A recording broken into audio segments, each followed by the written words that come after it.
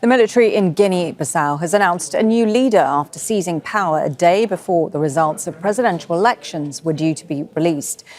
General Horta Nta Man has been sworn in to oversee what the military says will be a transitional period lasting 1 year. In a public address on Wednesday, senior army officials say they uncovered a plot to rig elections and destabilise the country.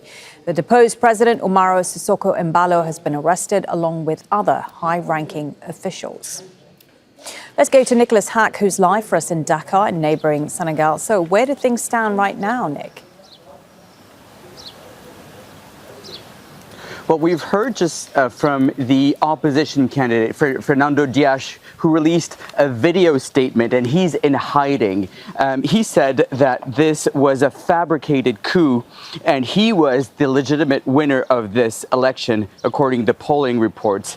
So calling this a fake coup to try to hide the truth in the ballots. Now, of course, with the announcement made of Horta Nta Man as the new president of transition, that throws this election process all into question. It seems that an election will take place, but at least not in the year to come. But what was interesting is when he was sworn into office, he was surrounded by the top brass of the military, from the army chief to the head of the Air Force, the sea. So he seems to be surrounded and has the legitimacy of the military force. And that's quite an important force inside the country, a country where there's been dozens of coups before, four that has been successful, and there's been coups in the last year, last October, and in February again. Marlene?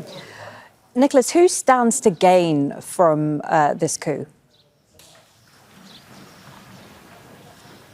Yeah, this instability, well, that fuels the lucrative drug trade, because Guinea-Bissau, that is on the western point of Africa, is a transit hub for Latin American drug traffickers. According to the United Nations and the United States drug enforcement agencies, you have big cartels like the Sinaloa cartel from Mexico, Venezuela, and Colombia that are active inside the country, as well as criminal gangs from the Balkans that funnel that drug, mostly cocaine, to the booming trade of cocaine in Europe. So Bissau stands in between Latin American drug traffickers and European gangs, and they both need the support and the help of the military. In the past, the United States Drugs Enforcement Agency have done operation arresting the head of the naval force in Guinea-Bissau. There's been several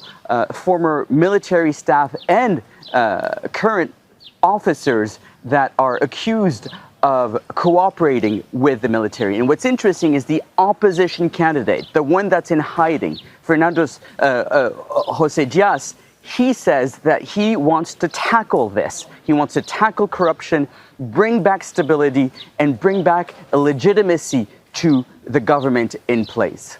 Marlene? Many thanks for that. Nicolas Haque there for us in Dakar. Don't miss out. Get the full picture. Subscribe to Al Jazeera for reliable news, expert insight. Like, share, stay ahead.